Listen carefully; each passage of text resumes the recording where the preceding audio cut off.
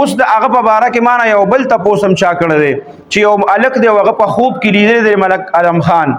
او هغه خپل خوب بیانوي چې د شپې ټایم دی او 2:30 بجې دي وي اوس مې ملک اعظم خان چې دی نو په خوب کې ولیده او ښکلې د احرام په شان سپینې کپړې یې اچولي دي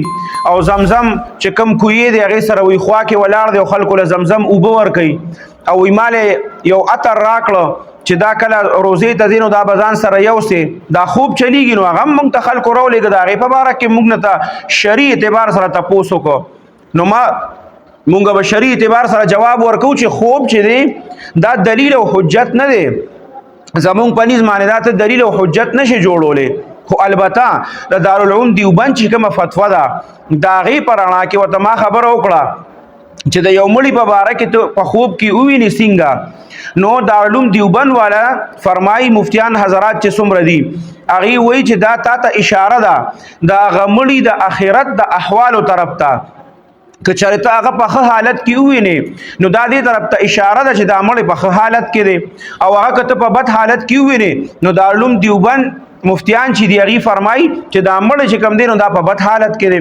اوس هغه په خوب کې لیدلی دی مونږ یو شرعي مسله بیان کړه نو دې له به خلک دا رنګ ورکوي چې یاره دا مونږ د هغه فیور وکړو نه دا خو مونږ یو شرعي مسله خلکو ته بیان کړه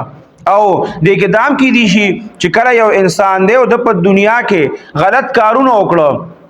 څومره غلط کارونه کړي حقوق العباد نه علاوه د الله حکمونه مات کړي او د مرګ نه مخکې کدی کافری خود ته بدل تم سزا ملو شو چاو وشته یا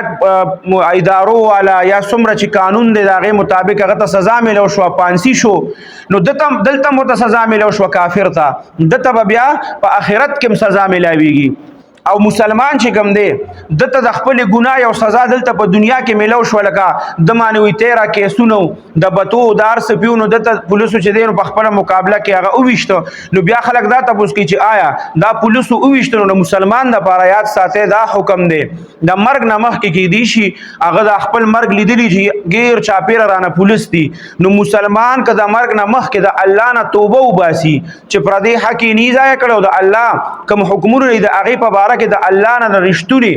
زړه باندې توبه وباسي او الله یې معاف کړي نو بس هغه ته بیا دلته سزا ملو شو آخرت کې بیا الله خو خره سزا ورکوي او که نه ورکوي او یو انسان مړ شو د دنیا نه لاړه نو بیا هغه پسې د خبرو کولو سره ضرورت نشته چې دا خو که دا خرابو